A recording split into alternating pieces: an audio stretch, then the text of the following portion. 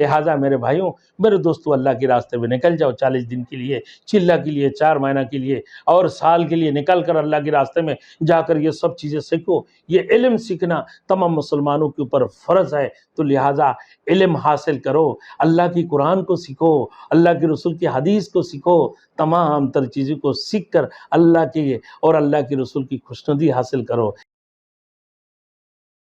Thanks for watching. Don't forget to like, comment, share and subscribe to Maulana Habibullah Rouhani Official. میرے دوستوں، آج ہمیں وضو کی فرائض نہیں آتی ہیں، غسل کی فرائض نہیں آتی ہیں، ہمیں نماز کی فرائض نہیں آتی، ہمیں وضو توڑنے کا وجوہات نہیں معلوم، ہمیں نماز توڑنے کا وجوہات نہیں معلوم، تو ہم یہ سیکھیں کہاں سیکھیں میرے دوستوں؟ اب مدرسہ میں پڑھے نہیں،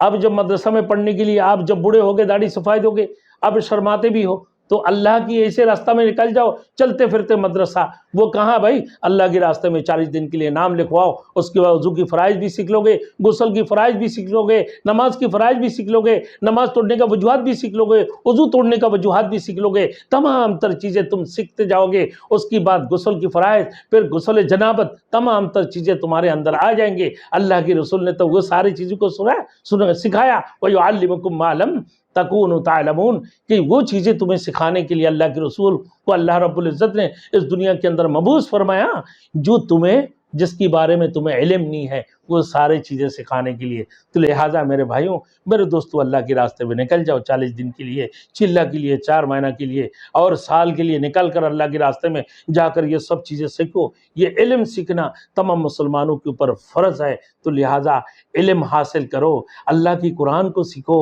اللہ کے رسول کی حدیث کو سیکھو، تمام تر چیزوں کو سیکھ کر اللہ کے اور اللہ کے رسول کی خوشنودی حاصل کرو۔ یقیناً اللہ رب العزت کامیابی عطا فرمائیں گے۔ یقیناً اللہ نے فرمایا، یا ایھا الذین آمنوا آمنوا باللہ ورسولہ ولا تبطلوا اعمالکم، اے ایمان والوں، اپنے ایمان کو پختہ کرو، اپنے ایمان کو مضبوط کرو، یعنی اپنے ایمان کو اپنے دلوں کے اندر راسخ کر لو، اپنے عقیدہ کو صحیح کر لو، اپنے عقیدہ صحیح کر لو، اپنے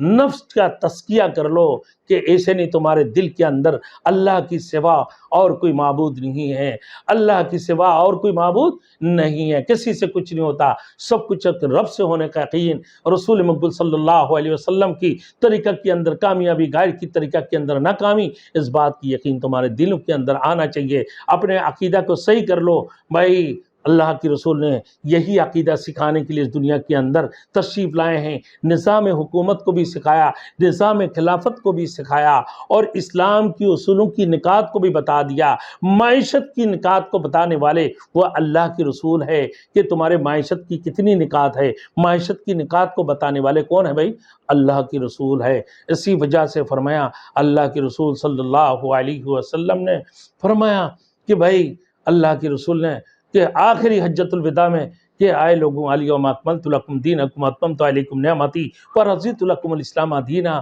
آج تمہارے اوپر اللہ رب العزت نے اپنے دین کو مکمل کر دی اور اپنے بھرپور نعمتیں تم پر عطا فرمایا، اور تمہارے دین و اسلام کے اوپر اللہ راضی ہو گئے، اللہ رب العزت تمہارے دین و اسلام کے اوپر راضی ہو گیا۔ میرے دوستی، اسی وجہ سے اللہ نے سکھا دی ہے۔ میرے دوستو، آج اگر ہمارا عقیدہ صحیح نہیں ہو